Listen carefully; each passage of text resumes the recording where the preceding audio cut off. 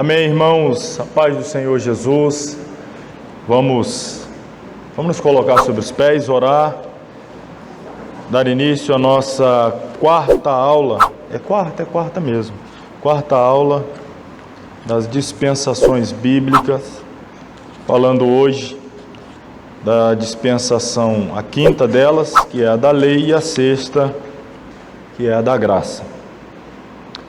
Oremos. Santo Deus e Pai, nós te louvamos nesta noite, por mais uma vez, dar-nos o privilégio, a oportunidade de nos reunir e poder juntos estudar a Tua Palavra.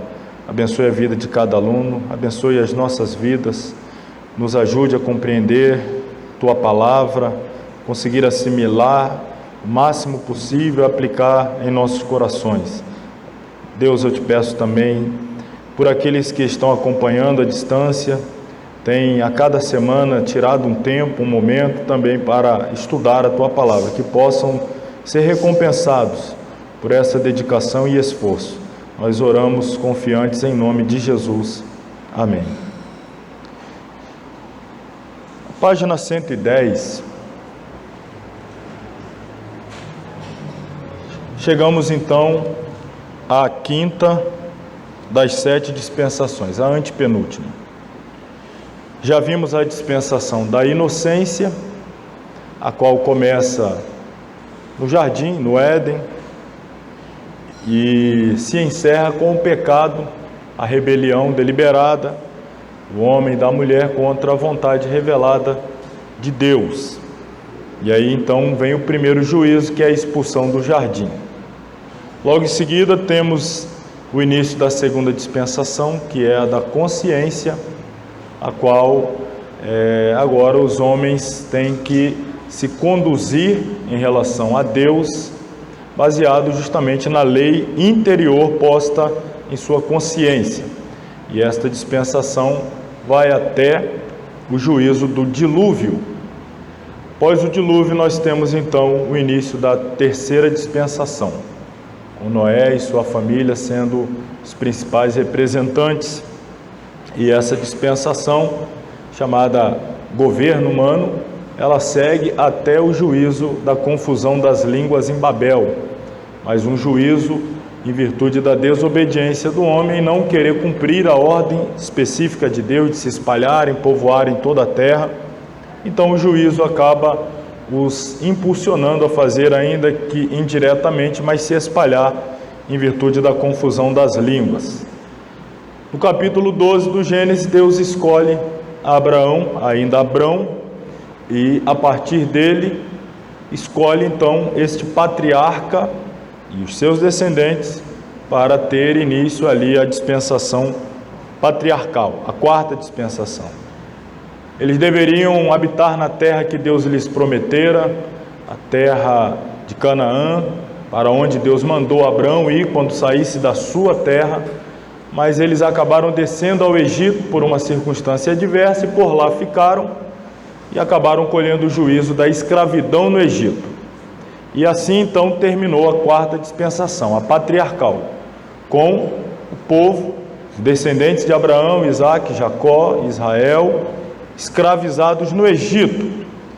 Tendo feito essa recapitulação, vamos aí à página 110. Abraão, o homem escolhido, gerou a família escolhida através de Isaque, Jacó, Israel e dos 12 patriarcas de que descendeu a nação israelita. Após os sofrimentos consequentes da descida ao Egito, Deus iniciou para a nação israelita um novo estado de coisas, com sua libertação do cativeiro, e desde então Deus passa a tratar diretamente com o referido povo. Dissemos na introdução à terceira dispensação, a do governo humano, que ela se perpetua no tempo e só findará com o juízo de Deus sobre a sexta dispensação, que é a da graça. Queremos também afirmar que a quarta dispensação, e bem assim a quinta, pelo mesmo motivo, são uma série de parênteses, pois nelas Deus trata com um povo especial. Estou me referindo aqui à descendência de Abraão, ficando o resto da população do universo de então, a humanidade gentílica posta à margem dos acontecimentos espirituais. Devido ao propósito que Deus tinha para com os elementos compreendidos na quarta e quinta dispensação. Para os filhos de Israel, através de Moisés, foi dado o grande código, que denominamos de lei mosaica. Consistia em 613 mandamentos. Vale a pena destacar, não é quantos mandamentos são. A gente sempre pensa nos 10, eles são os mais famosos. O decálogo são os mais conhecidos. Mas toda a lei compreende 613 mandamentos, leis, ordenanças. Esse é o total. Daqui a pouco nós vamos falar sobre a subdivisão desta lei. É uma parte dela lei moral, outra civil, cerimonial, enfim. Então, 613 mandamentos que cobriam todas as fases e atividades da vida. Revelava com detalhes específicos a vontade de Deus dentro daquela economia ou dispensação. O período coberto foi desde Moisés até a morte de Cristo, ou podemos dizer desde Êxodo capítulo 19, versículo 1, até Atos 1, 26. Por que Atos 1, 26? Porque justamente o 26 é o último versículo de Atos 1. E aí depois nós temos Atos 2, que aí vai narrar a descida do Espírito Santo, a efusão do Espírito, o derramamento de poder, e ali então inaugurada oficialmente a igreja, inaugurada ali a dispensação da graça. Então esse intervalo, desde a saída do povo do Egito até o início das atividades da igreja em Pentecoste. O povo era responsável por cumprir toda a lei, mas falharam. Como resultado, houve muitos juízos durante este longo período. As 10 tribos, as do norte, depois da divisão, foram levadas cativas à Síria. Não só à Síria, também vale aqui um parênteses. O método de cativeiro assírio consistia em remover os habitantes da terra conquistada e espalhá-los por outras terras dantes também conquistadas. Não necessariamente transportá-los para a Síria, mas espalhá-los dentro do território de dominação síria. E, consequentemente, povos de outras nações espalhados acabam vindo para aquela região do norte. E aí dando esse misticismo, esta mistura de raças, de povos, de tribos, de línguas, fazendo com que surgisse então os samaritanos. Tá? Feito esse parêntese aqui, as 10 tribos foram levadas cativas à Síria, as 2 tribos, a do sul, Judá, foram levadas cativas à Babilônia. E mais tarde, porque rejeitaram a Jesus de Nazaré, o povo foi disperso por todo o mundo. Durante todos esses muitos períodos de desvio e desobediência, Deus lidou graciosamente com eles. E aqui eu chamo a atenção para essa palavra que a gente está usando. Deus lidou graciosamente. Estamos falando da lei, mas não é porque está na dispensação da lei que não há manifestação de graça. Eu vou explicar isso aí melhor. Em cada dispensação Deus manifestou um pouco da sua graça.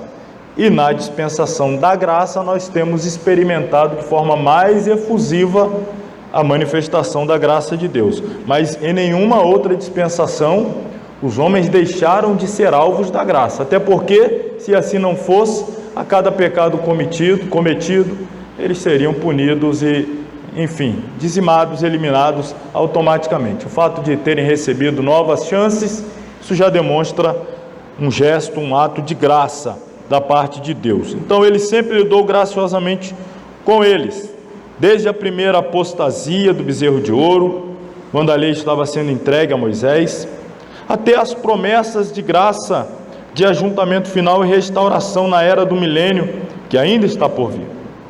Essas promessas de um futuro glorioso são garantidas pelas promessas a Abraão, que de modo nenhum foram abrogadas pela lei. É-nos dito claramente no Novo Testamento que a lei não era meio de justificação, mas sim de condenação.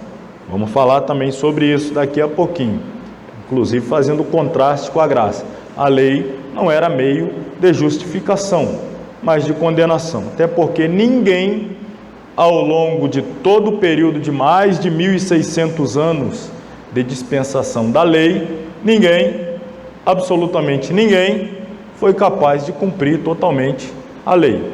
Claro, excetuando Jesus, que viveu no período da dispensação da lei, que ele nasceu dentro da dispensação da lei e ela perdurou até a sua morte. Então, foi o único capaz de cumprir toda a lei. Excetuando Cristo, ninguém foi capaz de cumprir toda a lei. Sua relação com a salvação e a visão de salvação do dispensacionalista sob a lei serão discutidos mais adiante. Vamos lá. E aqui eu faço aí os meus desdobramentos para depois a gente usar os slides, mas tem algo importante a ser dito. Propósito de graça. A mensagem de Deus a Israel. Está lá na entrega da lei, Êxodo 19, e aqui uma nota importante. Deus libertou Israel do cativeiro. Ou seja, Deus os está removendo do juízo que o próprio Deus perpetrou sobre eles em virtude do pecado praticado na dispensação anterior. Eles estão cativos, porque o cativeiro dentro do Egito é o juízo de Deus pelo pecado praticado na dispensação patriarcal. E olha a graça mais uma vez aí, quem é que vai resolver? É o próprio Deus, que vai libertá-los. O homem falha e Deus liberta e dá outra oportunidade. Ele falha, vem sobre ele juízo e Deus mais uma vez manifesta a graça. Aqui mais uma vez, Deus está manifestando graça. Deus libertou Israel do cativeiro egípcio inteiramente por graça, mediante o preço pago pelos egípcios. E aí temos as referências e o sangue do Cordeiro Pascual. Segue-se referências também. A palavra hebraica, aí não é a palavra portuguesa pesar, né, de sentir pesaroso, pêsames, mas é do pessa, palavra hebraica que a gente traduz para Páscoa, pessar, significa passar por cima sem ofender, devido ao valor que o sangue tem na economia, ou seja, dispensação do Velho Testamento, e se transferiu para o Novo sob os vocábulos gregos. Lá no Antigo, pesar, Páscoa, passar por cima. Aqui no Novo, olha as palavras que nós temos: agorazo, hexagorazo e lutro. Palavras bonitas a serem decoradas, porque vamos ter prova oral. E aí a gente vai perguntar essas coisas tudo aí, hein? Vai na salinha um por um lá e, enfim. Agorazo significa comprar no mercado. Hexagorazo, hexa é de extrair, de tirar, então é comprar do mercado, você está tirando de lá. E finalmente, lutrou significa libertar mediante pagamento. Então ele comprou, ele removeu e ele libertou mediante pagamento sem a intervenção de qualquer lei. E mesmo punindo-o por suas desobediências e murmurações, Deus os conduziu e os alimentou desde o Egito até o Sinai, sem lhes falar em qualquer lei, inteiramente por graça, porque a lei será dada lá no Monte Sinai. E o povo está sendo liberto do Egito por graça. Deus está abrindo o mar vermelho por graça. Deus está sustentando eles com água, com alimento, por graça. Depois do Sinai, começará o relacionamento por intermédio da lei. Aliás, calma aí, ó. Aqui, ó. Tem alguém que não está vendo ali, ó? Por intermédio da lei. Depois do Sinai. Então, até lá, apenas graça. Vamos prosseguir aí. Seu povo peculiar, Deus vai transformar aquele povo em seu povo. Aliás, já tinha o escolhido em Abraão, mas agora ele vai subir o nível do relacionamento a partir da lei. Aquele bando de escravos, a expressão é essa, bando de escravos, vai se tornar uma nação forte, vai se tornar uma nação coesa, um povo, um reino de sacerdotes, uma nação santa. Tudo isso a partir do relacionamento através da lei. Eles vão se transformar num povo, num reino, numa nação. Quais responsabilidades eles terão? Ouvir atentamente a Deus e guardar o conserto. Esse ouvir atentamente, esta palavra hebraica, a palavra hebraica para o ouvir atentamente, é justamente a palavra que dá nome à nossa escola teológica, Shema. Shema significa dar ouvidos atentamente à palavra de Deus. É esse significado. Então Deus o tempo todo dizia ao povo: ouve, ó Israel, dá ouvido, não é escutar, é prestar atenção, estar atento ao que Deus está falando, para se comportar em conformidade com o que Deus está falando, para se conduzir, para viver de acordo com o que Deus está falando. Então, para viver uma vida que agrade a Deus, primeiro é necessário dar ouvidos à voz de Deus, entender qual é a vontade de Deus. E para isso, então, Shema. Esse é o objetivo nosso, fazer com que a palavra de Deus seja ouvida, compreendida, para que nós possamos praticá-la e assim agradarmos a Deus. Então, Shema, ouvir atentamente. E quem ouve atentamente agora tem responsabilidade de viver, guardar, praticar a aliança, o conserto. A revelação da vontade de Deus. Nós vamos desdobrar depois melhor, estou aqui apenas citando o Código Moral, então leis civis, ordenanças religiosas, eu vou falar melhor, a temeridade de Israel, a finalidade da lei, o que tinha por finalidade a lei? Foi instituída por causa das transgressões. A lei, geralmente as leis elas são adaptadas, estou falando agora em termos de sociedade, elas vão se adaptando junto com a evolução da sociedade. Você pegar, por exemplo, antes de se inventarem os automóveis, antes de inventarem o automóvel, não existia lei de trânsito, existia um código de trânsito, não tinha carro, não tinha lei de trânsito. Inventaram o carro, as pessoas começaram a andar de carro. Imagina você fazer parte de uma sociedade que nem sabia o que era carro, nunca viu carro, nunca ouviu falar de carro, andava pela rua como? Não andava olhando para celular não, mas andava desligado, cabeça aí no vento, e de repente você, dentro dessa sociedade, começa a passar carro para lá, para cá, não tem leis, aí começam os acidentes, alguém, opa, a gente tem que regular isso daí, a gente tem que organizar. Agora existem um grupo, pessoas a pé, e existe um grupo motorizado, a gente vai ter que colocar cada um no seu limite. Então as leis elas vão se adaptando de acordo com as demandas sociais, com o surgimento das questões, ou seja, ela acompanha essa evolução da sociedade. E por que é que Deus estabeleceu a lei? Porque os pecados foram multiplicando, as transgressões foram aumentando. No começo, qual era a lei de Deus para Adão e Eva? Olha, só não coma daquilo ali, pô, é só isso, só é a única lei. E o resto? Não, o resto é aqui, é comunhão, é bênção, é alegria, é paz, harmonia e etc. Mas só não me desobedeça nesse aspecto. Desobedeceu, daí a pouco a pecaminosidade foi se multiplicando. Agora você vai ter um código legislativo mais amplo. Então, ou seja, é instituído para regularizar, inclusive as punições, as transgressões, revelar o pecado mediante a proibição. Tinha coisa que sequer sabiam que era pecado porque não existia uma punição, e a gente vai falar sobre isso. A lei, Paulo diz isso, a gente vai ler o texto daqui a pouco. Se não fosse a lei, eu não conheceria o pecado.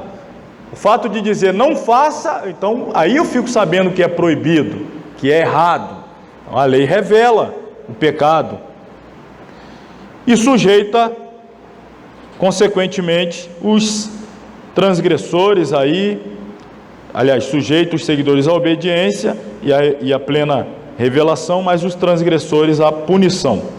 Cumprida a sua missão, a lei se torna obsoleta. Qual é a missão da lei? Falaremos. A lei, só antecipando, serviu de aio para conduzir a Cristo. Então, chegando Cristo, a lei cumpre o seu papel e torna-se obsoleta. a transgressão humana do conserto legal no deserto. Então, aqui algumas das falhas. Eu poderia enumerar muito mais, mas coloquei algumas. Eles se tornaram idólatras, recusaram entrar na terra na primeira vez, quiseram voltar ao Egito definitivamente. Se lembra, eles foram escravizados no Egito, porque viraram as costas para a terra e migraram para o Egito. Deus agora os está libertando do Egito para trazê-los de volta para a terra. E agora, próximos de adentrar a terra, eles estão mais uma vez virando as costas para a terra e desejosos de voltar para o Egito. E aí aquela geração então vai ser punida com a morte no deserto, e a geração seguinte vai entrar na terra prometida. Mas aqui estão essas transgressões. A idolatria do bezerro de ouro, a recusa de entrar na terra, o desejo declarado de voltar definitivamente ao Egito, e o próprio medianeiro Moisés, que foi o mediador dessa dispensação, o próprio medianeiro falhou. Então perceba, a dispensação ela já nasce enfraquecida, porque o seu mediador, ele não foi capaz de cumpri-la. O seu representante humano, claro, o seu principal expoente, e isso é tão forte que até hoje, tanto nós, quanto o próprio povo hebreu, os judeus, se referem, algumas vezes de forma alternada, à lei de Deus como lei de Moisés. A lei do Senhor como lei de Moisés. Ou seja, a figura do mediador aí foi tão forte, que às vezes eles dão a ele esse caráter quase que de legitimidade da origem, quando na verdade ele não é o responsável pela origem, ele é o mediador. Mas tão forte a figura dele, principalmente para o povo judeu, que eles o chamam, ou referem-se às vezes à lei como lei de Moisés, e a Bíblia está cheia de referências assim. Mas o próprio mediador, falhou. Finalmente, quando chegaram na terra, houve uma renovação do pacto, do concerto. Mais uma vez Deus deu oportunidade, manifestou graça, permitiu que eles renovassem o concerto, e o que eles fizeram? Voltaram à idolatria, desobedeceram a ordem de Deus, desprezaram o Senhor. Deus enviou juízes, eles voltavam à idolatria, pediram rei, Deus deu reis, e os reis acabaram, na maioria das vezes, encabeçando a rebelião, encabeçando a idolatria. Deus enviou profetas, humilharam os profetas, perseguiram os profetas, maltrataram os profetas, mataram os profetas. Então, perceba, a benevolência, a misericórdia, palavra hebraica, hesed, que é a mesma palavra para misericórdia e graça, de Deus também foi abundante no período da lei. Foi abundante, mas o povo pecou demais. Pecado dos reis, aí está enumerado alguns: Saul, Davi, Salomão, Jeroboão, Acais, Manassés, e finalmente o juízo de Deus, como já citamos, sobre as 10 tribos, que é o cativeiro assírio, e as 2 tribos, Benjamim e Judá, o cativeiro babilônico. Fechando aí a última nota, nessa dispensação, claro, houveram milhares de homens e mulheres piedosos, que foram salvos, e foram por muitos anos os verdadeiros para-raios da ira de Deus contra os 2 reinos de Israel. Cumpriram o papel que a igreja cumpre hoje, de ser o para-raio, ou de ser esse freio que impede, pelo menos temporariamente, que a ira de Deus se derrame sobre a terra. A igreja cumpre esse papel, e já na dispensação da lei, alguns piedosos, justos, cumpriam esse papel, respondendo à pergunta de Abraão: se tiver 10, o Senhor destruirá? Por causa dos 10. Começou no 50, 45, 40, 30, 20, 10, parou no 10. Deus falou: se eu encontrar 10, por causa dos 10, eu freio a minha ira, eu freio o meu furor e não destruo. A igreja hoje ela cumpre esse papel de ser freio do julgamento, do juízo de Deus. E a pergunta é: e quando a igreja não mais estiver aqui? E aí? Imagina se eu completasse a frase: e quando a igreja não mais estiver aqui, o que será de nós? Hã? Respondeu ali o que será dele. Ele respondeu o que será dele. Como é que vai estar a sua vida aí? Aqui. O que será de nós, né? Só vai ser alegria, como diz o hino lá, né? Será de nós só alegria. Vamos lá. Vamos aqui aos slides. Dispensação. Essa dispensação é chamada de dispensação da lei, obviamente, por causa das leis dadas, olha aí a figura, Moisés, as quais se tornaram parte da regulamentação da fé e da prática durante o período entre Moisés e Cristo. Porque as dispensações anteriores, até porque Deus lidava com grupos menores de pessoas. Se a gente for pensar na dispensação patriarcal, começou com Abraão, aquela família, Sara, né? Abrão, Sarai, o Ló está por ali e tal, daqui a pouco é um grupo pequeno, daqui a pouco vem o Isaac, daqui a pouco vem o Jacó, até descer para o Egito são 70 e poucas almas, o total com aqueles que lá estavam, José, sua esposa, seus filhos. Então até aí Deus está lidando com um grupo pequeno, de maneira que é possível se relacionar através de uma lei oral, de uma revelação oral, como lá no Éden: olha, não faça isso. Pronto, essa lei fica gravada no coração, na mente, no interior. Mas agora, quando você vai lidar com um contingente que saiu do Egito, de homens com mais de 30 anos que empunhavam armas, foi contado, o livro de Números está aí, né? Os números, para fazer a contagem, está lá, mais de 600 mil homens que tinham mais de 30 anos e empunhavam armas para a guerra. Aí, se você computar pelo menos mulheres, já dobra. Você computar crianças, já mais do que triplica. Você pensar também em velhos que já tinham passado da fase, da idade de se alistarem para o exército.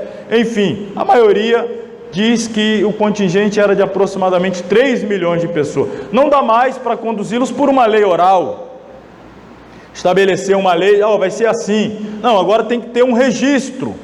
Agora precisa ter uma constituição, um código legislativo escrito que aquele contingente vai precisar seguir e obedecer e transmitir às gerações futuras, que se seguiriam.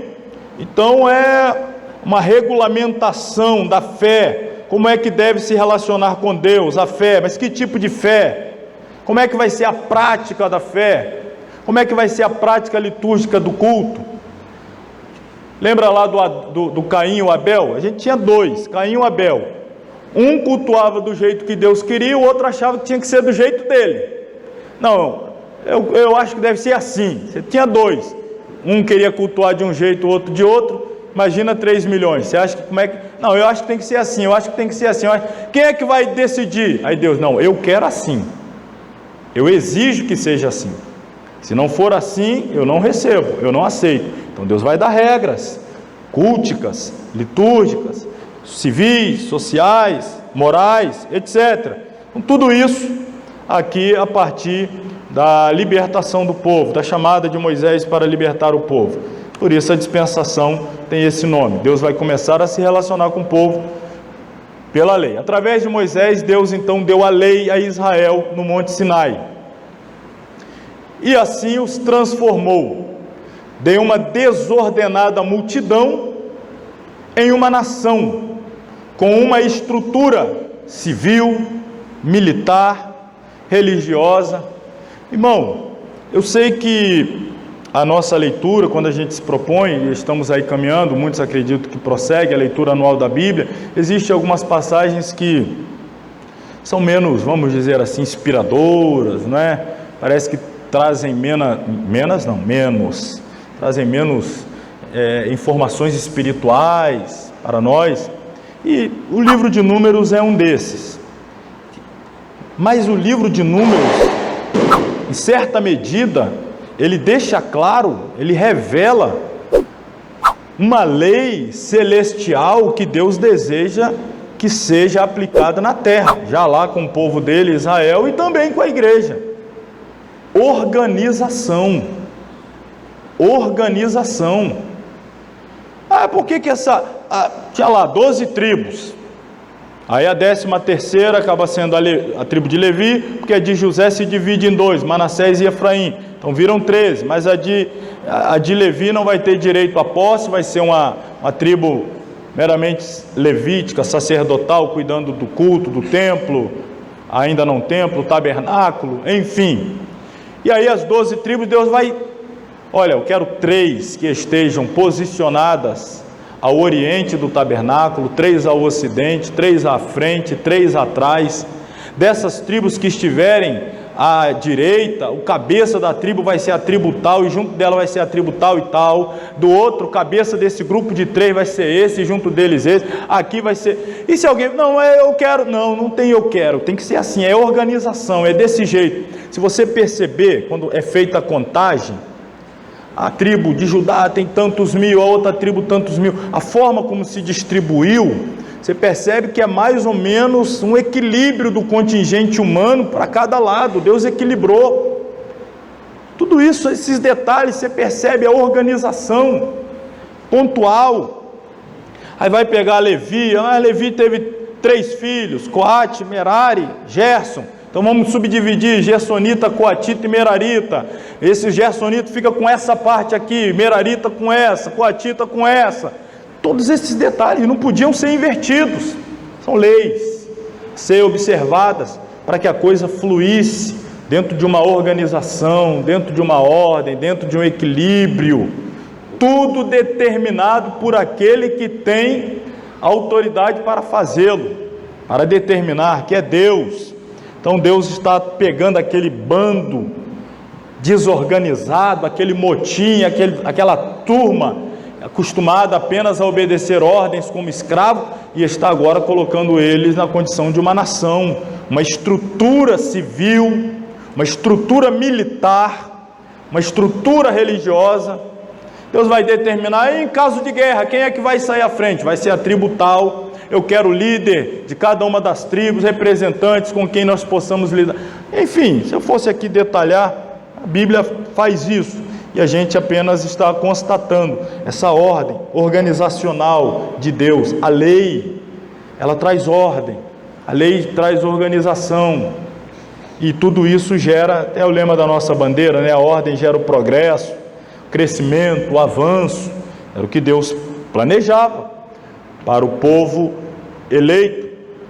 Era esse o propósito de Deus, abençoar aquela nação, através dela alcançar o mundo. Não foi esta a promessa? Em ti serão benditas, abençoadas todas as nações da terra. Mas para abençoar todas, primeiro eu preciso abençoar vocês, para que vocês se tornem uma bênção.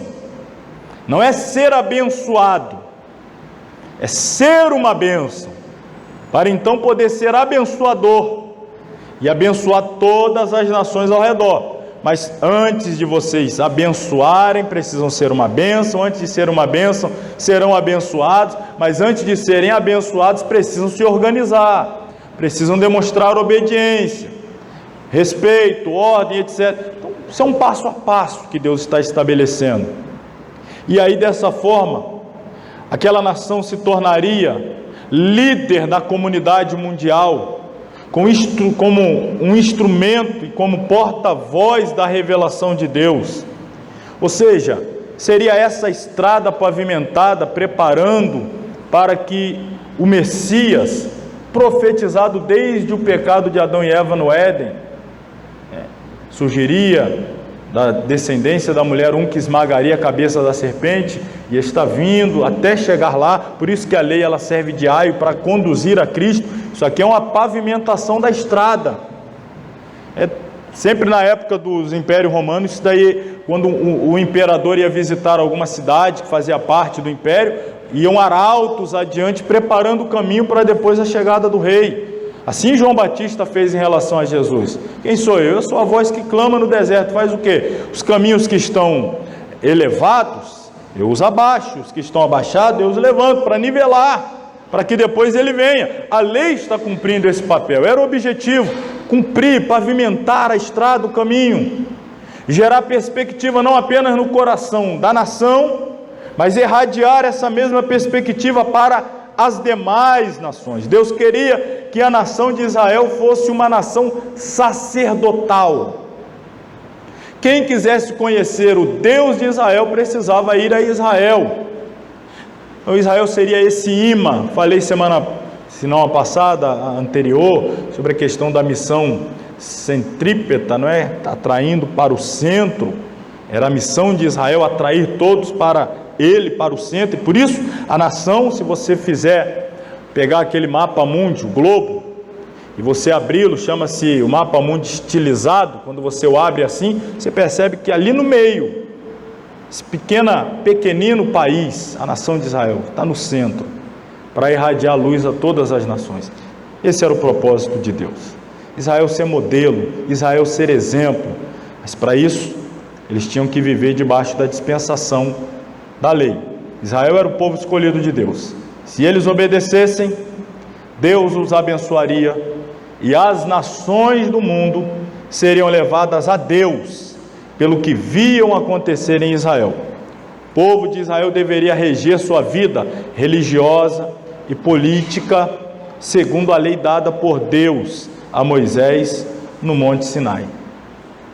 Você quer ver dois exemplos? Vou pegar dois exemplos clássicos aqui. Depois da escolha do rei Saul, pela pressão popular, aí Deus, quando Deus vai punir Saul pelos seus pecados, desobediência, Deus manda Samuel, e Samuel vai dizer a Saul: olha, Deus já escolheu um homem que é segundo o seu coração para ocupar o seu lugar. E aí o tempo passa, Davi é perseguido, mas enfim, chega o tempo da ascensão de Davi ao trono. A postura de Davi o tempo todo é uma postura que Deus requeria de todos os reis. Davi é um modelo de rei, Davi é um padrão de rei. Se você lê o livro, e a gente, repito mais uma vez, nós que estamos na leitura diária, estamos aí chegando, e a gente vai perceber depois de Davi, todos os reis bons, principalmente de Judá, que eram descendentes de Davi, todos os reis bons, está escrito assim: ele andou nos mesmos passos de Davi, seu pai. Não era pai, era um antecedente, um ancestral antepassado, em alguns casos avô, bisavô, tataravô, mas a referência era Davi, esse fez conforme Davi. Davi se transformou então nesse modelo, nesse padrão, nessa medida de auferição. E quem fazia errado, principalmente no norte, dizia, seguia os passos de Jeroboão. Se tornou o modelo de erro, de pecado, daquilo que não deve ser copiado. Então Davi era o modelo correto. Quando Davi peca, e Deus agora vai repreendê-lo por intermédio de Natã, no momento da repreensão de Natã ao pecado de Davi, que o problema em si não foi apenas o pecado, sim, claro, não estou diminuindo o pecado, mas foi a tentativa de ocultar o pecado, foi a não confissão, não arrependimento. Não foi Davi que foi a Deus, Deus teve que mandar o profeta Davi, e aí então no ato da repreensão, depois daquela parábola, Davi então entende que ele era o homem que ele estava condenando na parábola, e aí então Natã vai dizer o seguinte: o que você praticou deu ocasião, está dando oportunidade, está dando brecha para que os povos blasfemem do Senhor. O que você fez foi um exemplo tão ruim que agora os povos ao redor vão ter motivo para blasfemar do nome do Senhor pelo que você fez. E aí quando vem o filho de Davi assumir no seu lugar, o Salomão, ele está indo tão bem no começo, o Davi foi bem no começo, e aí deu esses vacilos no final. Então Deus tem ele como padrão no começo e depois termina com essa repreensão que ele está dando ocasião para que as nações blasfemassem do nome do Senhor. Já o Salomão começou também, como Davi, bem. E aí o que está acontecendo? As nações estão indo lá para ver de perto o que está acontecendo lá. O caso típico e clássico é a rainha de Sabá. A notícia chega lá, irmão, na região africana onde ela está. Chegou lá. Olha, você precisa ver o que acontece na terra de Israel. O que é um rei estabelecido por Deus, com a sabedoria de Deus, conduzindo o povo de acordo com a lei de Deus. E aí contou essa, não, preciso lá ver. E quando chegou lá, qual foi o relatório dela? Meu Deus, não me contaram nem metade, é muito mais do que eu imaginava. Era isso, irradiar essa luz. Nossa, olha como é que a coisa funciona direitinho. Olha o texto, a gente vai chegar lá na leitura. O que ela diz? Ela ficou encantada com o assentar dos servos, com o levantar, com o agir, com a organização, com a postura, com a conduta, com a ética, tudo no seu lugar, funcionando ali perfeitamente. Ela, em busca de um erro, de uma falha, não achou nada, falou, ó.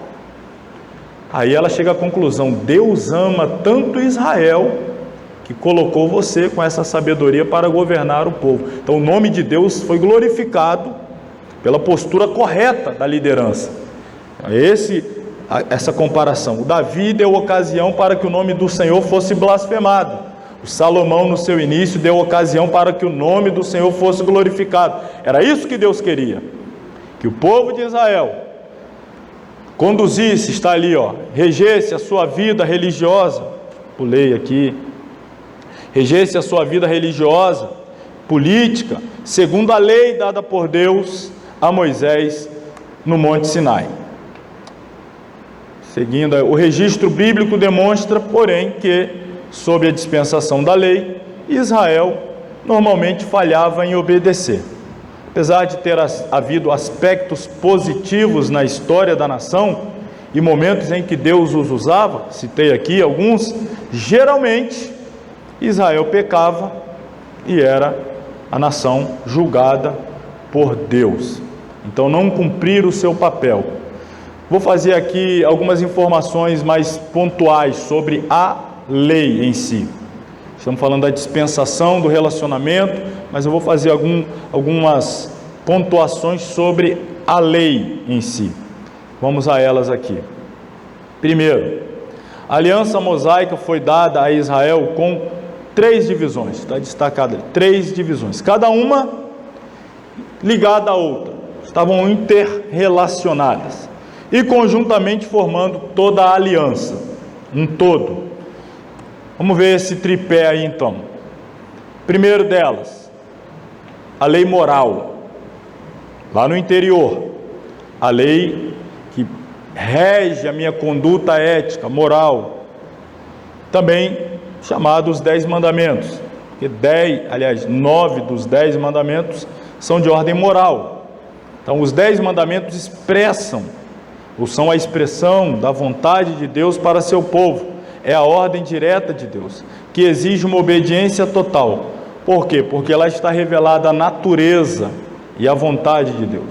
Não ter outros deuses, não adorar outros deuses, não cobiçar, não roubar, não matar, não mentir, dar falso testemunho, tudo de ordem moral, ou seja, tem a ver com a essência da vida, do ser, do caráter. Essa primeira parte da lei. A segunda, a lei cerimonial, então tem a ver com cerimônias, liturgias, culto, representado pelos sacrifícios e ordenanças rituais para Israel, e trata da forma e do ritual na adoração ao Senhor por Israel, inclusive o sistema sacrificial. E a coisa ali era tão séria, tinha que andar dentro do padrão, e de vez em quando nós lemos nas páginas bíblicas que quem agia de forma irreverente era punido com a morte. Os filhos, os primogênitos, o primeiro e o segundo filho, o primogênito e o segundo filho de Arão, ofereceram fogo estranho no altar do incenso, morreram. O caso da arca, quando está sendo trazida de volta a Jerusalém, Alguém de forma inadvertida, irreverente, toca na arca, morreu. Um grupo de pessoas, por mera curiosidade, resolve olhar o que tem dentro da arca, morreram. De vez em quando havia algumas punições severas, para que ficasse claro que tudo aquilo que Deus estava determinando não era brincadeira. Isso ali são leis espirituais que estão regendo a conduta do homem no seu relacionamento com Deus. Tudo, os detalhes, o sacrifício, o local do sacrifício, horário do sacrifício, o sacrifício da manhã, o sacrifício da tarde, quem deve oferecer, o que deve estar vestido, como deve estar vestido, qual deve ser a sua postura antes de ir ao sacrifício, seu ritual de purificação, para depois poder oferecer o sacrifício. Então, detalhes que deveriam ser observados. A inobservância gerava punição, algumas vezes, de ordem capital. E, finalmente, nós temos a lei civil. Então, dentro desse tripé, lei moral, cerimonial e a civil, que trata da vida jurídica e social de Israel como nação, se aplicava à vida cotidiana em Israel. E aí eu já fiz um comentário sobre isso aqui, que destaquei, está ali em amarelo, pelo fato de a sociedade e a cultura modernas serem tão radicalmente diferentes das daquele tempo, esse código, como um todo, não pode ser seguido. Como assim? Falando da lei civil. Existiam leis que regiam um relacionamento, por exemplo, entre o senhor e o seu escravo. Isso aí já seria inconcebível na sociedade atual. Como existem leis, por exemplo, lá que determinava o tipo de punição em caso de abuso sexual. Se um homem abusasse sexualmente de uma jovem virgem, e aí depois ele, não, mas eu decidi que vou casar com ela. Ele pagava o dote e ficava com ela. Claro que hoje, dentro da sociedade atual, algumas das leis, mas por que lá? Perceba o que eu estou dizendo, não é que Deus mudou, a sociedade mudou. Aquela sociedade, aquela era patriarcal, embora eles já são uma dispensação posterior à patriarcal, mas dentro daquela mentalidade patriarcal, tribal, nômade, de conquista, etc. Então, as leis eram totalmente, plenamente aplicáveis àquela realidade. Hoje, algumas adaptações, é claro, para a sociedade.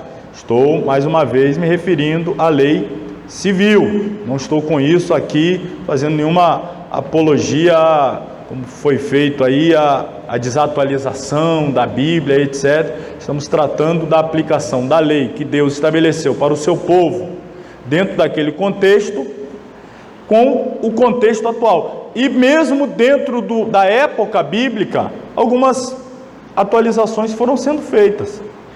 Aconteceu algumas situações que não estavam previstas em lei. Um homem lá foi visto pegando madeira no dia de sábado. Chegaram a Moisés, ouvimos esse homem fazendo isso. A gente faz o que com ele? Não tem nada escrito sobre isso. Aí Moisés, realmente, até aqui não tinha nada não. Você segura ele aí, deixa ele aí, como é que chama quando a polícia prende a pessoa, e deixa ele no provisório aí até a gente saber o que vai fazer com ele aí. Aí ia lá, consultava a Deus, olha, aconteceu isso, isso e isso, então aqui no código não diz nada. Aí Deus, não, coloca um adendo aí então, se fizer a partir de hoje, passivo de morte, já mata ele lá, os que viram, os que presenciaram, as testemunhas serão os primeiros a pegar em pedra e atirar sobre ele, e assim os demais. Então atualizou, então agora acrescenta isso na lei, que não tinha. E algumas vezes surgindo alguns casos que eram necessários ser adaptados, não tinha ainda, e foram se adaptando. Mas os princípios éticos contidos nos mandamentos, estes não variam com o tempo, eles são atemporais, eles estão para além do tempo, não são anacrônicos, não ficam desatualizados com o passar do tempo. Eles ainda têm poder para conduzir e guiar a nossa conduta. Vamos ver o fracasso da nação em relação à lei. Fiz aqui uma apreciação detalhada da lei, mas vamos ver agora o fracasso da nação de Israel em relação à lei. Todos nós sabemos que eles falharam. Mas vamos ver alguns detalhes. Em toda a trajetória, o povo de Israel, a nação santa, foi instruída para que se tornasse pura. Mas o que é que nós vemos pela história bíblica? Que o povo errou muitas vezes, se desviaram do foco.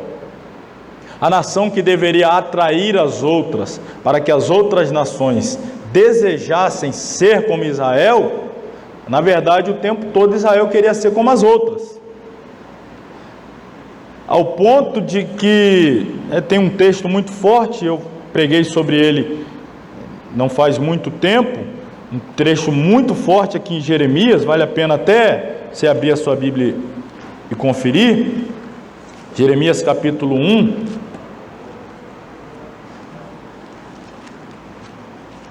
olha a acusação, a demanda que Deus apresenta aqui, Jeremias capítulo 1,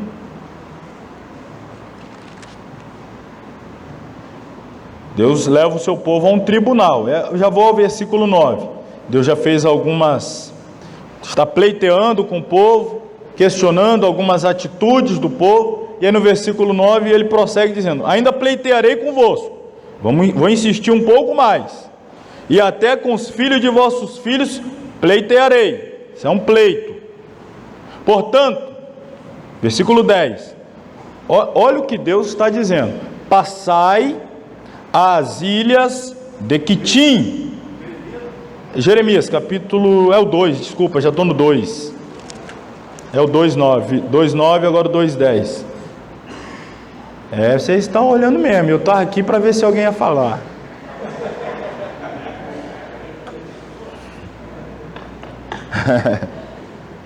E justamente quem falou, o pastor, tá vendo?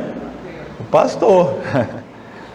2,9. Então, portanto, ainda pleitearei convosco, diz o Senhor, e até com os filhos de vossos filhos pleitearei. Aí o versículo 10. Porquanto passai às ilhas de Quitim e vede, enviai a Quedar e atentai bem. Olha o que Deus está falando: ilhas de Quitim e depois a Quedar. A ideia daquela época de Jeremias era que, indo em direção ao mar Mediterrâneo, portanto indo em direção ao ocidente, você chegaria a essas ilhas aqui, chamadas ilhas de Quitim. Então, na mentalidade deles, o que eles conheciam de mundo da época, aquilo lá era o extremo ocidente. E quando eles adentravam na região desértica da Arábia, eles iam até chegar a essa região de Quedar, extremo oriente. E aí Deus está dizendo assim: ok, vai lá, vá até o extremo do ocidente, depois mande um grupo que vá até o extremo do oriente, e veja bem, pesquise bem. Pesquisar o quê? Veja se já sucedeu coisa semelhante, indo até o extremo oriente e depois até o extremo ocidente. A pergunta de Deus está no versículo 11: houve alguma nação que trocasse os seus deuses, posto não serem deuses? Olha que pergunta. Vá lá, percorra de um extremo ao outro, procure saber se alguma nação trocou o seu Deus, que não são deuses, mas deixou de servi-lo, de adorá-lo, de devotar fidelidade a ele. Procure saber se houve alguma que deixou os seus deuses, posto não serem deuses. Todavia, o meu povo trocou a sua glória pelo que é de nenhum proveito. Nenhuma nação trocou de deuses. Agora a nação que serve o verdadeiro Deus, trocava o verdadeiro Deus para adorar quem? Moloque, Milcom, Baal, Azera, Astarote, por aí vai. Ninguém se converteu a Jeová, e eles se convertiam a todas as outras divindades, pseudo-divindades. Está aqui, ó. E aí o negócio fica mais forte, né? Espantai-vos disso, ó céu. Agora Deus está falando, ó. Agora olha lá para cima, para o céu. Fiquem horrorizados, ó terra, verdadeiramente desolados. Por quê? porque o meu povo fez duas maldades. Quais? Primeiro, a mim me deixaram um manancial de águas vivas. Segundo, cavaram cisternas rotas, que não retêm água. Trocaram Deus, água viva, e estão bebendo lama. Bebendo lama, achando que está abafando, né?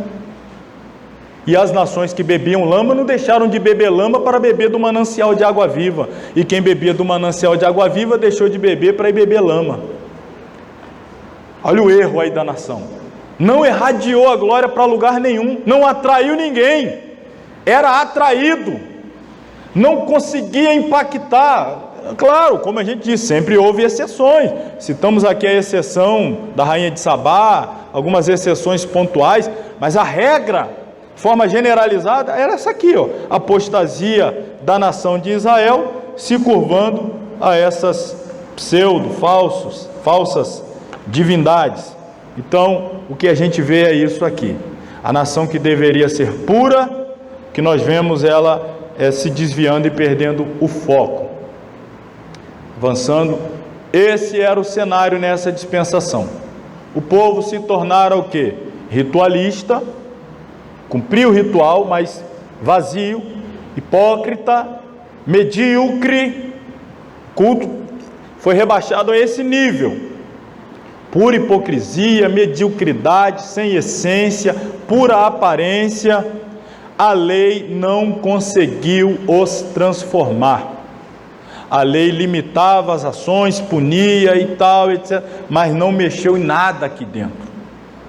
Eles até praticavam, mas quando praticavam, e algumas vezes se rebelavam de forma literal, escancarada, como no tempo do profeta Elias, naquele contingente de milhões, quando foi procurar, tinha o quê? Tinha 7.000 que não tinha beijado o pé de Baal, e um contingente de milhões. Quando fez um levantamento, quem ainda não beijou o pé de Baal? 7.000. E o restante? O restante beijando o pé de Baal. Então, olha que disparidade que se tinha. Então, aqueles que cultuavam, às vezes, quando resolviam cultuar, faziam isso, em sua maioria, de forma meramente ritualística, medíocre, hipócrita. Então, Paulo relata em Gálatas que a lei, ela nos serviu de aio. Ou seja, nos serviu de pedagogo, tutor, alguém que veio cuidando do povo e conduzindo ele até que viesse Jesus Cristo. E assim, através de Jesus Cristo, fôssemos transformados e herdássemos a promessa. Então a lei não transformou, a lei revelou a incapacidade de transformação, mas de certa forma conduziu até aquele que é capaz de transformar o homem na sua essência, na sua natureza, produzir esta mudança interior que vai refletir na sua vida exterior. Então, a provisão de Deus para a redenção, já para encerrarmos a dispensação da lei, irmos aí ao intervalo. Na dispensação da lei, o homem oferecia sacrifício de animais como uma figura do sacrifício real que seria oferecido no Calvário, conforme está na Epístola aos Hebreus, capítulos 8, 9 e 10. Então a gente percebe ali, é revelado que tudo aquilo que ocorria na dispensação da lei, na verdade tratava-se de figuras, símbolos, tipos, apontando para Cristo. Esta é a provisão de Deus. Na cruz, Deus providenciou a verdadeira fonte de redenção. A lei mostrava o pecado, mas não mudava o pecador. Mas a lei revelou a incapacidade do homem em viver em conformidade com a vontade de Deus. Era necessária uma mudança interior. A cruz é esse ponto, a cruz é a resposta, a cruz é a solução. Deus enviou seu Filho para tomar lugar de todos os homens na morte e então restaurá-los para Deus. Aqui então o caminho está aberto para depois do intervalo falarmos sobre a dispensação da graça. Vamos aí ao intervalo, daqui a alguns minutos, 10 minutos, retornamos. Instante para falarmos na sexta dispensação, que aí está na página 113, Está aqui também o slide apresentando dispensação da graça, mas aí em nosso material chamamos-a também, podemos chamá-la também de dispensação da igreja. Olha aí no material. Esta dispensação teve início praticamente no dia de Pentecostes e se propaga ainda e tem sido o maior prazo de graça mantido por Deus em favor da humanidade universal. Então a gente deu aqui a contagem de duração de algumas dispensações, até termos a da graça. Uma das grandes foi a da consciência, em torno de 1.600 anos. A da inocência, claro, nós não sabemos a duração. A da consciência, mais de 1.600 anos. O governo humano não foi tão longo. Patriarcal, em torno de 430 anos. A lei foi em torno aí de 1.600 a 1.700 anos. E a da graça já tem quase 2.000 anos. Ainda não tem exatamente 2.000 anos, estamos em 2022, mas daí a mais 11 anos, se durar isso tudo ainda, nós teríamos aí 2.000 anos. Então já é a maior. E mesmo vindo depois a milenial, mas a milenial é 1.000 anos. Então esta já é a maior das dispensações. O apóstolo Paulo foi o principal agente da revelação, e eu destaco esta expressão, revelação da graça de Deus para esta dispensação. O próprio Cristo trouxe a graça de Deus à humanidade por meio de sua encarnação, mas foi Paulo que fez a exposição da mesma. Então, o principal expoente não é Paulo, é Cristo, mas o principal expositor, aquele que melhor explicou, esboçou, foi o apóstolo Paulo. Mas vale a pena a gente abrir a Bíblia em Tito 2:11. Eu deveria até ter colocado no slide este versículo, mas não fiz. Então vamos abrir aí. Aliás, eu acho que eu coloquei ele sim no final, mas vamos ler já agora.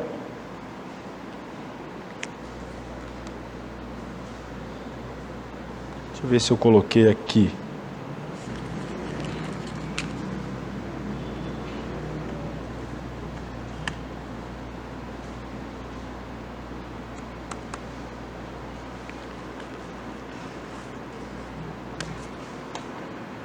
Bom, Tito 2:11 diz assim: porque a graça de Deus se há manifestado, trazendo salvação a todos os homens. Tem alguém com tradução diferente aí? Algumas traduções, como Revista Atualizada, diz a graça se manifestou. Tem algumas traduções que vêm assim. Deixa eu avançar aqui. Mas a Revista Corrigida, que a maioria de nós usamos, traz essa tradução: a graça de Deus se há manifestado. Está aqui. E a graça de Deus se há manifestado. Perceba que não é manifestada, porque a graça de Deus é uma pessoa. A graça de Deus é Jesus. É da manifestação dele que o texto está falando. É da sua encarnação. É da sua vinda a esta terra. Então, o agente principal nesta dispensação, óbvio, é Cristo. Paulo foi o principal expositor. Seguindo, certamente o dispensacionalista não diz que não havia graça demonstrada antes da vinda de Cristo. Eu já falei isso aqui. Assim como não pode dizer que não existe mais lei depois de sua vinda. Mas as Escrituras dizem que sua vinda demonstrou a graça de Deus com tamanha magnitude que todas as demonstrações anteriores eram como se nada fossem. Então, Deus sempre demonstrou graça. E até no juízo, ao final da dispensação da graça, que será a grande tribulação, Deus vai demonstrar graça, porque nós lemos que haverá salvação na grande tribulação. Que é isso senão demonstração de graça em meio ao juízo. Quando Deus resolveu destruir a terra com o dilúvio, está escrito lá, mas Deus achou graça em Noé e poupou. Então a gente vai ter algumas manifestações de graça, de misericórdia, de bondade, mas o ápice da graça, que é a pessoa, a própria graça, Jesus, ele se manifesta. Então nós temos hoje um estado de superabundância de graça, onde o pecado abundou, superabundou a graça. Então a gente vive essa época de superabundância de graça.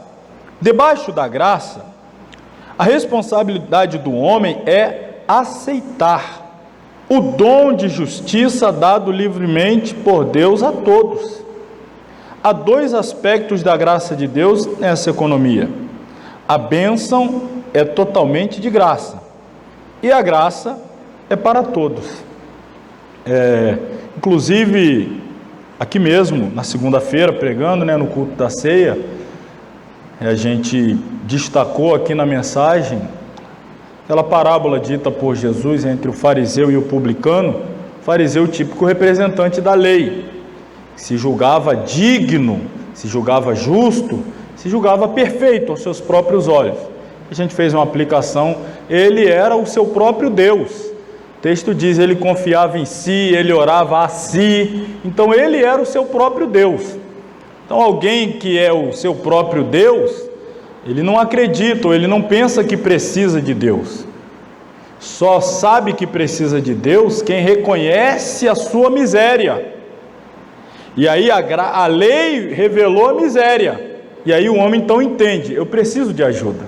Eu não dou conta de acertar, eu não dou conta de viver em conformidade com a prescrição da lei de Deus. Eu preciso de socorro, eu preciso de ajuda. E aí Cristo vem e oferece essa ajuda. E eu simplesmente devo aceitar a ajuda que Ele me oferece.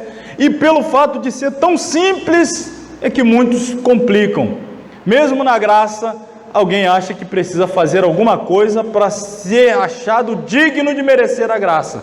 Não tenha nada que você faça que lhe faça digno, que lhe faça merecedor da graça de Deus. Senão não seria graça. Graça é favor imerecido. Você não merece. Quando você acha que merece, você se torna indigno. Quando você reconhece que não merece, você se torna alvo da graça. E é interessante, foi o culto de ceia, e aqui a gente destacava. Você percebe que Paulo, tratando da ceia, ele fala sobre participar indignamente, ter cuidado de não participar indignamente. E a pergunta é, o que eu posso fazer para me tornar digno? Não tem nada. Não tem nada que que eu me torne digno. Mas quando eu me reconheço indigno, eu passo a ser digno de participar. A graça, irmãos, a graça é esse soco lá no ego seu aqui, ó. A graça é uma paulada no seu orgulho. Quando você é esmiuçado, é estilhaçado como um vidro que recebe uma pedrada, agora você passa a ser alvo. Quando você reconhece a sua indignidade, a sua miséria. Então, o Evangelho, que é a revelação da graça, ele vem depois da lei, porque a lei mostrou o pecado. E aí você cabisbaixa, eu sou pecador. Aí a graça vem e diz, mas é você que eu quero restaurar, é você que eu quero alcançar, é você que eu quero redimir. Perceba, não poderia inverter, a graça vinha antes da lei, a lei precisava vir antes da graça. E aí na graça, eu devo aceitar que aquilo que eu não podia fazer por mim, Deus fez, enviou o seu Filho para fazer. Deus não está mais lidando apenas com uma nação como exemplo, mas com toda a humanidade. A grande maioria da humanidade, claro, o tem rejeitado. E como resultado disso será julgada. A dispensação terminará com a segunda vinda de Cristo, porque conforme já foi sugerido, o próprio período da tribulação não é uma dispensação separada, mas o julgamento sobre as pessoas vivas que rejeitam a Cristo no final da presente dispensação. Os textos bíblicos referentes são Atos 2:1, começo da dispensação da graça. Apocalipse 19:21 é o término dela, porque no Apocalipse 20 vai começar a tratar do milênio.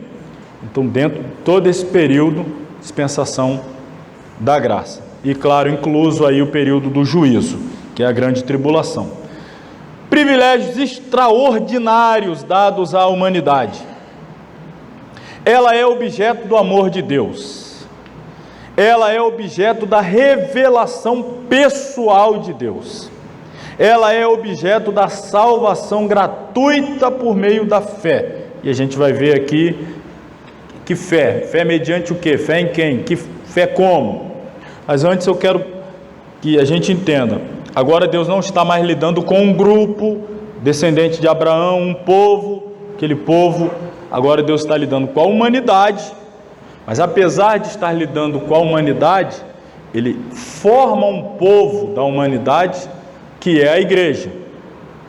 Então, e a igreja, claro, formado de judeus e gentios que aceitam o sacrifício substitutivo de Cristo em seu lugar, que se reconhece pecador miserável, necessitado da graça, e que se lança nos braços da graça, o aceita, o reconhece, enfim. Então agora Deus tem esse grupo, que é a igreja, esse corpo de Cristo, com quem Ele se revela, a quem Ele se revela, com quem Ele interage, com quem Ele se relaciona, e aí independe de qual nação, qual tribo, qual língua, qual cor, qual altura, peso, não importa. Estando em Cristo, tem direito a ter acesso a Deus, comunhão com Deus, intimidade com Deus, revelação de Deus. Já não precisa mais de mediadores, intermediários. É claro, não estou falando aqui num contexto de autoridade eclesiástica, de uma igreja, não. Estou falando num contexto de um relacionamento íntimo e pessoal. Você pode estar isolado numa ilha, pode ter comunhão com Deus. Você pode estar numa masmorra tendo comunhão com Deus. Você pode ir pregar num país que persegue cristãos e te prenderem, te colocar lá preso num lugar, como é que chama aquela prisão que fica sozinho? Na solitária, e na solitária você ter comunhão com Deus. Então, independe, você tem relacionamento irrestrito, e tudo isso pela fé, mediante o perdão dos pecados, a reconciliação com Deus, a adoção de filhos, tudo isso é privilégio. Restauração da comunhão em um corpo. Prosseguimos aí na página 114. Tornamos-nos herdeiros agora de uma herança não corruptível, mas incorruptível e eterna. Esta dispensação é absolutamente universal, não atinge um grupo de pessoas, uma restrita região geográfica do globo terrestre. A vontade de Deus para com todos, qual é? Para com os judeus, povo privilegiado sob a lei, povo único, não há acepção, todos os homens, indistintamente, reconhecendo que estão debaixo do pecado, motivo porque Deus trata a todos por igual, e aí há salvação gratuita para todos por igual. E quem é a salvação? Cristo é a única solução e esperança para todos, judeus, gregos, romanos, gentios em geral, só através de Cristo, não tem outro caminho. Letra D, para a igreja, benefícios, quais são os privilégios, a vontade de Deus para a igreja, etc. A igreja passa a ser esse povo adquirido de modo especial, as pessoas então são transformadas em igreja, sendo assim passam a ser corpo de Cristo, com possibilidade de se manter santo, que não conseguia fazer sob a lei. Agora, com a ajuda e a presença do Espírito Santo, nós temos essa possibilidade na graça. Somos colocados à parte para uso exclusivo de Deus. Então, antes Deus contava apenas com um povo, hoje Deus conta com a igreja, sendo geração eleita, sacerdócio real, feito morada de Deus em espírito, templo de Deus. Responsabilidades inalienáveis à igreja: manter-se fiel, exercer o sacerdócio espiritual, cumprir a grande comissão, manter-se vigilante. Qual o futuro que aguarda a igreja fiel? Seus mortos são bem-aventurados. Eles são ressuscitados na primeira ressurreição. Os vivos serão trasladados sem provar a morte. Ambos, em corpos gloriosos, serão arrebatados. Não serão julgados, porque o julgamento que nós haveríamos de receber, Cristo recebeu em nosso lugar. A sentença que deveria ser contra nós foi cobrada de Cristo na cruz. Então já não seremos julgados, seremos galardoados. Estaremos com Cristo eternamente. Esse é o futuro da igreja fiel. E a humanidade, qual tem sido o seu papel em geral nessa dispensação? Tem falhado. Judeus, está aí 1:11, o que diz lá? Ele veio para o que era o seu não receberam. Mas a todos quantos receberam, deu-lhes o poder de serem feitos filhos de Deus. Então os judeus rejeitaram, veio uma sentença sobre eles, um juízo, vamos falar. Os gentios, em sua maioria, têm rejeitado. E a igreja? Temos dentro da igreja uma igreja infiel. Temos uma Laodiceia. Apocalipse vai falar de um juízo sobre a falsa igreja, que vai sofrer na grande tribulação. Por quê? Aí está, porque a igreja tornou-se uma organização estatal, política universalista, em alguns casos habitação de demônios, em alguns casos apenas uma religião morta ou uma filosofia de vida, deixou de pregar o evangelho, aderindo aí a ideologia coach, confissão positiva, filosofias humanas. Uniu-se ao mundo, em outros casos. Temos, porém, uma realidade incontestável registrada em 2 Timóteo 2,19. Contudo, firme fundamento de Deus permanece inabalável e é autenticado com esse selo. Que selo? O Senhor conhece os seus e aparta-se da injustiça todo aquele que professa o nome do Senhor. Então, há uma falsa igreja no meio da cristandade, mas Deus conhece os seus, fará distinção, arrebatará os seus e punirá aqueles que se passam por seus, mas na verdade não são. Juízo no final desta dispensação, a grande tribulação sobre os judeus. Aliás, eles já estão debaixo de juízo desde que expulsos da sua terra, desde a destruição de Jerusalém e etc. Sobre os gentios, a grande tribulação também. Sobre a igreja infiel, também sofrerá, tal qual os judeus e gentios na grande tribulação. Finalizando aí nota, a dispensação da graça, findará com o julgamento das nações gentílicas reunidas sob o comando do anticristo no final da grande tribulação. Em seguida, será estabelecido o milênio, que será a 7ª e última dispensação. Será o nosso assunto da próxima semana. O reino milenial será habitado por seres de 2 categorias, santos glorificados e as nações sobreviventes, etc. Não vou entrar nesse pormenor agora, será o assunto da semana que vem. Semana que vem, a primeira parte da aula, a gente vai encerrar e já vamos começar a nova disciplina, que já vai emendar aqui com a escatologia mesmo, escatologias contemporâneas. Então a gente encerra uma, já entrega prova, a gente vai para o intervalo e aí depois já entra na próxima. Mas eu vou fazer aqui alguns comentários sobre a dispensação da graça. Não muitos, ainda que talvez esperasse que a gente falasse bastante, mas esta é a que a gente mais conhece.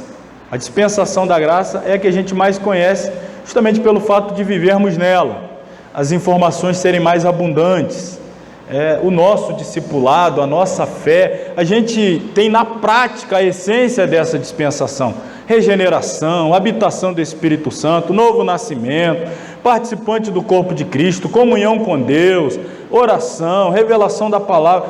Tudo isso está dentro da dispensação, faz parte da nossa realidade.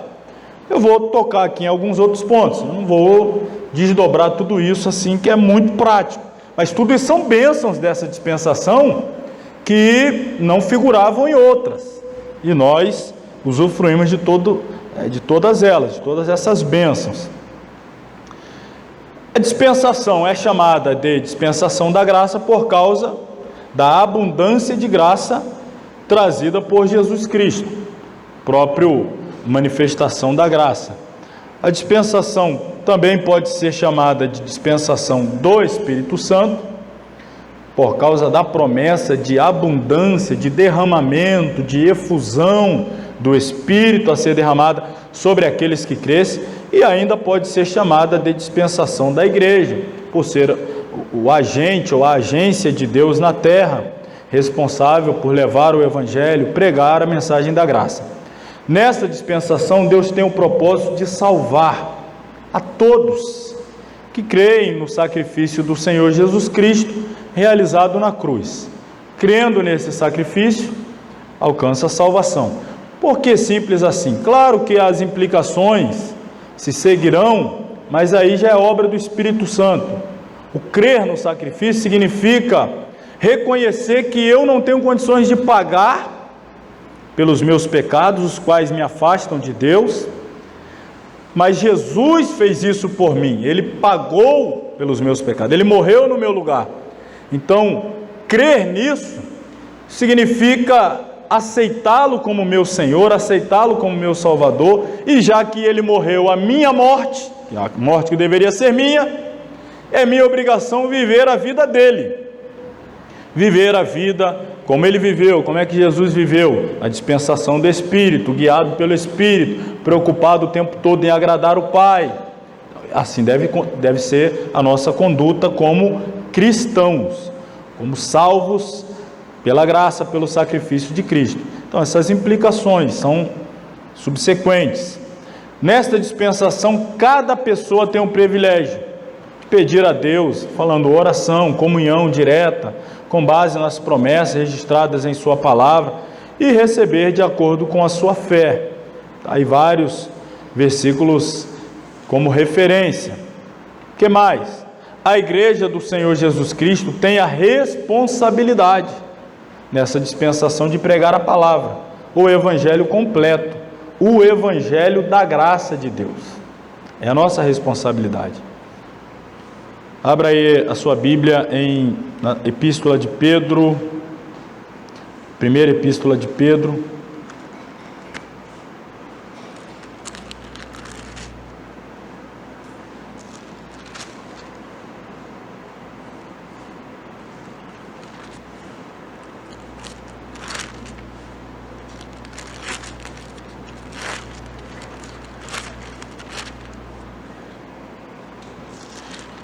Primeira Epístola do apóstolo Pedro, versículo 9.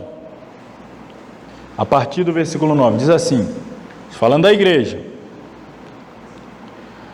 vós sois a geração eleita, sacerdócio real. Olha, nação eleita era Israel, agora é a igreja. Sacerdócio real era Israel, era a igreja, agora é a igreja. Nação santa era Israel, agora é a igreja. Povo adquirido. Vocês estão atentos mesmo, hein? É o 2,9, né? Eu falei para beber água de novo. 1 de Pedro, irmão, 2,9.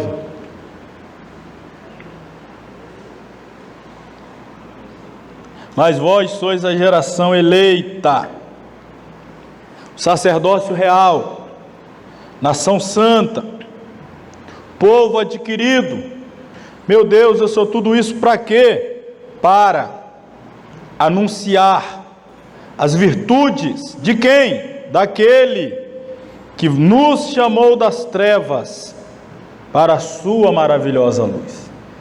Então eu sou isso tudo aqui, essas bênçãos todas vêm sobre mim, e em Cristo eu me torno uma geração eleita, um sacerdócio real, uma nação santa, um povo adquirido, com o objetivo de anunciar, de pregar, de falar das virtudes, das qualidades, do amor, da benevolência, da graça, da majestade, as virtudes daquele que nos resgatou das trevas para a sua luz.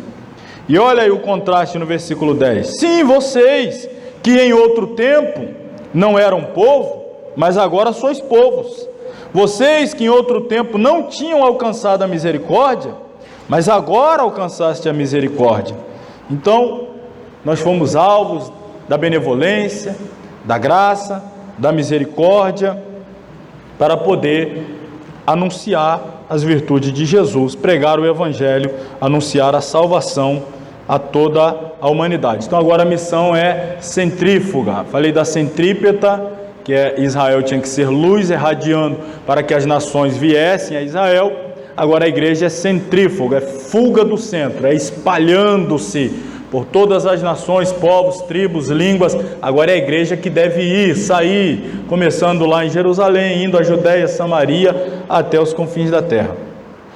É necessário aos homens olhar para Jesus e pela fé aceitar o sacrifício que ele realizou na cruz, a fim de receber ou alcançar os benefícios trazidos pela morte vicária, substitutiva de Cristo em nosso lugar. Já encerrando aqui, vou fazer uma comparação rápida aqui entre lei e graça, pegando um texto apenas para tal, e a gente encerra. Como disse, falei pouco da graça porque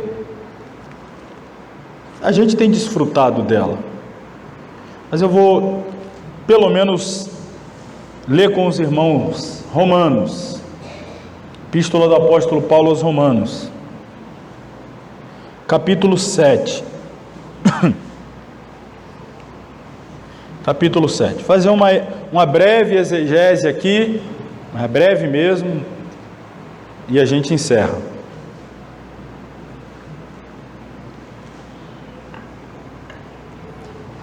Agora é o 7 mesmo, irmão. Não é nem o 1, nem o 2, nem o 3, nem o 4, nem o 5, nem o 6. É o 7.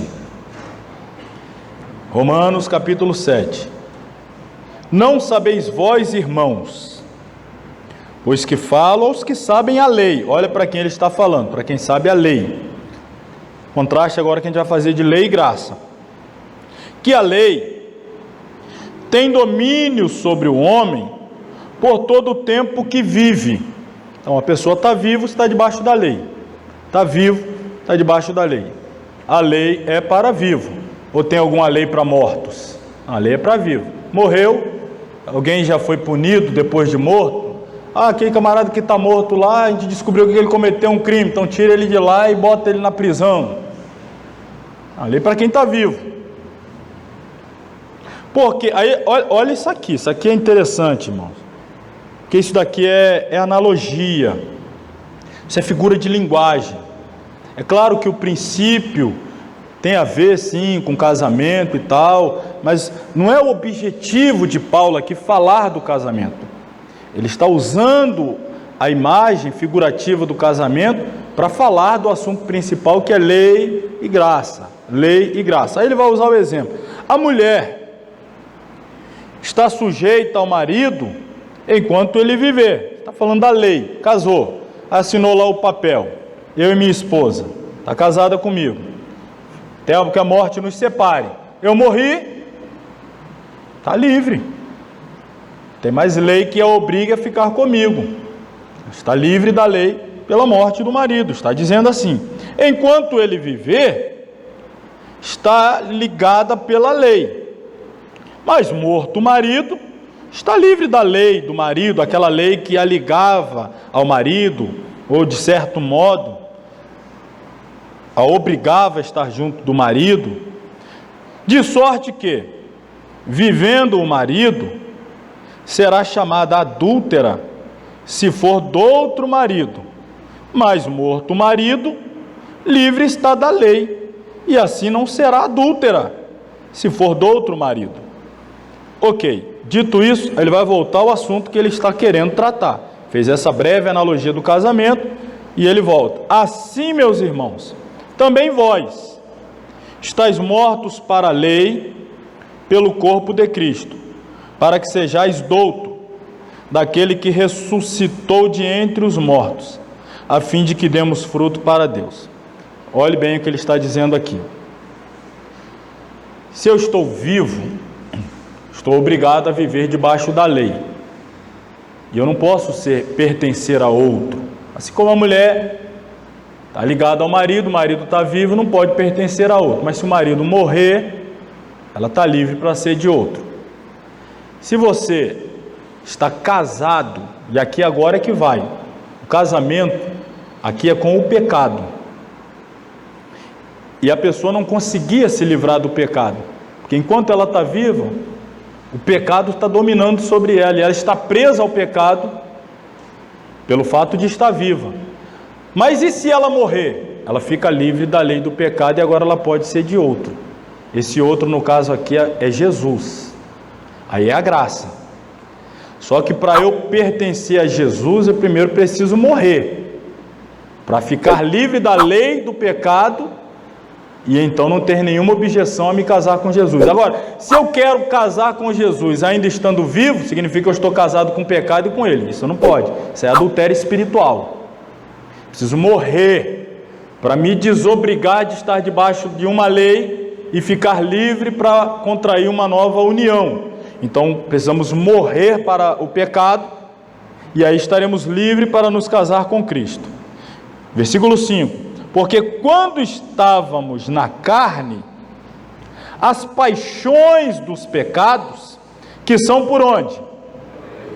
Pela lei, operavam em nossos membros para darem fruto para a morte. Mas agora estamos livres da lei. Por quê? Pois morremos para aquilo em que estávamos retidos, para que sirvamos agora em novidade de espírito e não na velhice da letra. Para você usufruir da bênção, da magnitude, da plenitude dessa dispensação da graça. Por que muitos estão na dispensação da graça, mas não vivem a plenitude da graça? Porque estão casados ainda com o pecado e querem estar casados com Jesus. Para desfrutar a plenitude da graça, tem que morrer para o pecado, morrer para as paixões, morrer para a carne. Aí ele já não está mais debaixo dessa lei, da lei morta, da lei fria, da letra, e agora está livre para poder casar-se com Cristo. E aí, a lei me casava com o pecado, esse casamento vai gerar filhos. Esses filhos aqui são chamados de fruto. É o fruto da união. A minha união com o pecado, o fruto era frutos para a morte. Mas depois que eu morri e agora eu casei com Cristo, agora eu vou dar frutos, e frutos para a vida. Versículo 7: que diremos, pois? É a lei pecado? De modo nenhum. Não estou falando que a lei é pecado. Olha onde Paulo vai chegar. Mas eu não conheci o pecado, senão pela lei. Porque eu não conheceria a concupiscência, se a lei não dissesse, não cobiçarás. Na verdade, a minha carne, ela é assim. Ela está sempre em busca do proibido. Se a lei disser, cobiçarás, não vai dar nem vontade de cobiçar. Mas se a lei disser, não cobiçarás, aí dá vontade de cobiçar. Não é assim que funciona com as crianças? Não mexe ali. Você praticamente deu uma ordem, mexe ali. É assim que funciona. É a lei que opera em nós. É proibido? Eu quero. Não pode? Eu quero. Pode? É sem graça. Não tem nem mais. Agora eu não quero mais. Agora não pode, agora eu quero. Agora pode, não, agora também não quero. É essa birra. É a lei que opera em nós, em todos nós. É a lei é pecado? Não. Mas ela revela, quando ela diz o que é pecado, aí então a minha carne é instigada para aquilo. Não matarás, aí dá vontade de matar. Não roubarás, dá vontade de roubar. Não cobiçarás, dá vontade. Não adulterarás. Tudo aquilo que Deus falou, não, aí a carne é instigada para fazer. Agora, aí Deus diz, adorarás ao Senhor teu Deus. Não quero adorar a Deus. Só a Ele servirás. Só a Ele? Que sem graça, mas tem tanto, só a Ele. Não faça isso, eu quero fazer. Faça aquilo, não quero fazer. Essa era a lei. A lei é pecado? Diz Paulo. Não, de modo nenhum. Mas eu não conheceria o pecado senão pela lei. Por quê? Eu não conheceria concupiscência se a lei não dissesse não cobiçarás. Mas o pecado, tomando ocasião pelo mandamento, despertou em mim toda a concupiscência. Porquanto, sem a lei, estava morto o pecado. Quando não tinha lei, não tinha nem vontade. Mas colocou a lei, aí despertou a vontade pelo pecado. Prossegue ele. E eu, em algum tempo, vivia sem lei. Mas vindo o mandamento, o que é que reviveu? O pecado. Quando não tinha lei, nem tinha vontade, mas vindo o mandamento, então despertou o pecado. E eu morri. E o mandamento que era para a vida, achei eu que me era para a morte. Porque o pecado, tomando ocasião pelo mandamento, me enganou. E por ele me matou. Assim a lei é santa e o mandamento santo, justo e bom. Logo, tornou-se-me o bom em morte? De modo nenhum. Mas o pecado, para que se mostrasse pecado, operou em mim a morte pelo bem, a fim de que pelo mandamento o pecado se fizesse excessivamente maligno. Ele está falando a mesma coisa, né? Voltando ao mesmo ponto. Porque bem sabemos que a lei é espiritual, mas eu sou carnal. Eu sou o que? Vendido ao pecado. Porque o que faço não aprovo. Pois o que quero, isso não faço, mas o que aborreço, isso faço. Essa é a lei que opera em mim. O que eu quero fazer, eu não faço. O que eu não quero fazer, eu faço. É uma lei que opera em mim. E se faço o que não quero, consinto com a lei que é boa. Reconheço, fiz errado. De maneira que agora, já não sou eu que faço, mas o pecado que habita em mim. Porque eu sei que em mim, isto é, na minha carne, não habita bem algum. Com efeito, o querer está em mim, mas eu não consigo realizar o bem. Isso aqui era o que vivia o homem debaixo da lei. Queria, mas não conseguia. Sabe que a lei é boa, mas não dá conta. Sabe que deve fazer o certo, mas não consegue.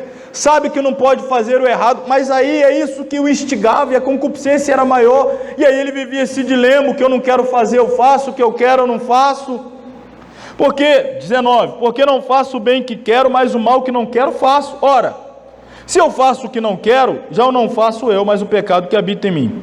Acho então esta lei em mim, que quando quero fazer o bem, o mal está comigo. Porque segundo o homem interior, tenho prazer na lei de Deus, mas vejo nos meus membros, carne, outra lei, que batalha contra a lei do meu entendimento, e me prende debaixo da lei do pecado, que está nos meus membros.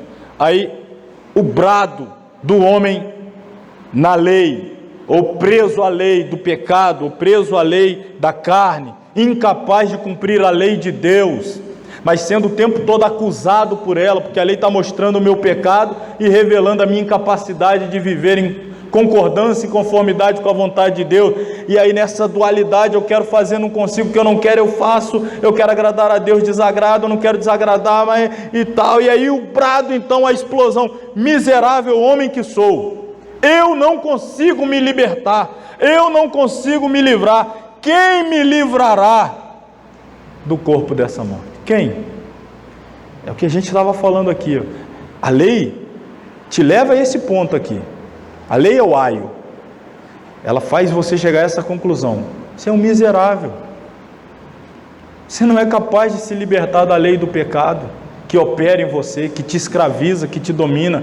Você não dá conta de fazer a vontade de Deus pela sua própria vontade. Toda vez que você tentar autojustiça, autorrealização, você vai chegar a essa conclusão: miserável homem que sou, quem me livrará do corpo dessa morte?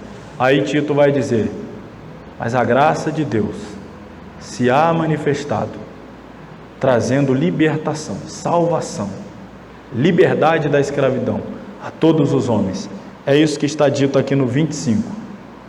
Dou graças a Deus por Jesus Cristo nosso Senhor, assim que eu mesmo, com entendimento, sirvo a lei de Deus, mas com a carne, a lei do pecado. Lembrando que isso aqui é uma carta, então apesar de entrarmos em outro capítulo, 8, mas ele está falando do mesmo assunto.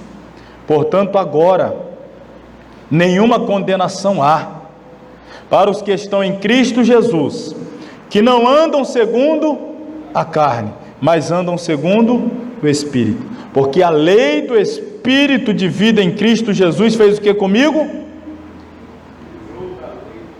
Me livrou da lei do pecado e da morte. Cristo foi Ele que veio e me livrou. Cristo foi Ele que veio e me salvou. Foi Ele que me redimiu. Foi Ele que me gerou de novo, arrancou o pecado que no máximo na lei só se escondia. Aquele sangue cobria o pecado e ele estava onde? Estava ali. Aí cobria de novo, mas ele estava onde? Estava ali. Aí vem o Cordeiro de Deus e não cobre, mas tira o pecado. Agora você não está mais debaixo dessa opressão. Agora você está livre da lei do pecado e pode viver para Deus, graças a Jesus. Você não precisa mais viver debaixo de condenação, não há mais condenação para quem está em Cristo. Não vive mais debaixo da lei do pecado, mas vive segundo o Espírito de Deus. E aí ele vai dizendo, 3, porque o que era impossível à lei, versículo 3, visto como estava enferma pela carne, Deus, olha aí, quem é a resposta? Deus, enviando o seu Filho, em semelhança da carne do pecado. Pelo pecado, o que ele fez? Ele condena o pecado na sua carne, na sua morte, para que a justiça da lei se cumprisse em nós, que não andamos segundo a carne, mas agora nessa dispensação, segundo o Espírito. Porque os que são segundo a carne inclinam-se para as coisas da carne, mas os que morreram para a carne, os que são segundo o Espírito, para as coisas do Espírito. Quem ainda está com a inclinação da carne, ela é para a morte, mas quem está inclinado para o Espírito, este para a vida e paz. A resposta é Cristo. Para o grito, para o brado desesperador de todo aquele que a lei revelou o seu pecado e a sua incapacidade de agradar a Deus, a resposta para o desespero da alma chama-se Jesus, a graça que se manifestou para trazer salvação, remissão. Então vivemos debaixo dessa dispensação abundante, superabundante, onde o pecado abundou, a graça superabundou, ou seja, a graça é muito maior do que o pecado, a graça é suficiente para nos livrar, nos purificar, nos redimir de todo o pecado, nos libertar e nos permitir caminhar em novidade de vida, em uma dimensão que seja possível agradar a Deus, glorificar a Deus, até chegar o dia em que seremos transformados e poderemos viver eternamente na presença de Deus. Quantos estão preparados para esse dia? O que será de você quando a igreja partir, hein? Ou você está preparado para partir também, quando esse dia chegar? Então, os que estão preparados aí, vivendo na dispensação da graça, o assunto é complexo, irmão, essa dualidade, eu sei, exige sempre uma revisita a esses temas, a epístola de Romanos exige sempre um retorno a ela, mas mais importante é poder desfrutar da bênção, de sermos habitação do Espírito, e assim termos condição de dizer não para o pecado, que outrora éramos escravos, e nem a oportunidade ou a possibilidade de dizer não nós tínhamos. Escravo não diz sim ou não, escravo simplesmente obedece. Somos livres, podemos até falhar, mas não somos escravos do pecado, somos livres para viver na dimensão do Espírito agradando a Deus. Amém? Vamos nos colocar sobre os pés, vamos encerrar. Como disse, repito, semana que vem, a primeira parte da aula nós falaremos da última dispensação e aí encerraremos. E então na outra parte da aula já começaremos a falar sobre as próximas, são escatologias contemporâneas, né? Nós vamos ver as várias formas de interpretação escatológicas que existem por aí, a partir da próxima semana, permitindo o Senhor. Oremos. Querido Deus e Pai, te louvamos mais uma vez nessa noite, pela bênção, pelo privilégio de aqui termos estado esses momentos preciosos. Obrigado pela tua graça, pela pessoa bendita de Jesus, que enviado foi para morrer na cruz em nosso lugar. Pedimos, ó Deus, que nos ajude a viver na dimensão do Espírito uma vida que glorifique o teu nome, que honre o sacrifício do Calvário por nós. Livre-nos, ó Pai, da tentação, livre-nos da sedição à tentação e nos ajude a cada dia melhorar como cristãos autênticos, verdadeiros, para a glória e honra do teu santo nome. Assim oramos, gratos por tudo, em nome de Jesus. E que o amor de Deus, a graça do Senhor Jesus Cristo, a comunhão do Espírito Santo, seja com todos que amam e aguardam a volta de Jesus, e digamos todos juntos, amém.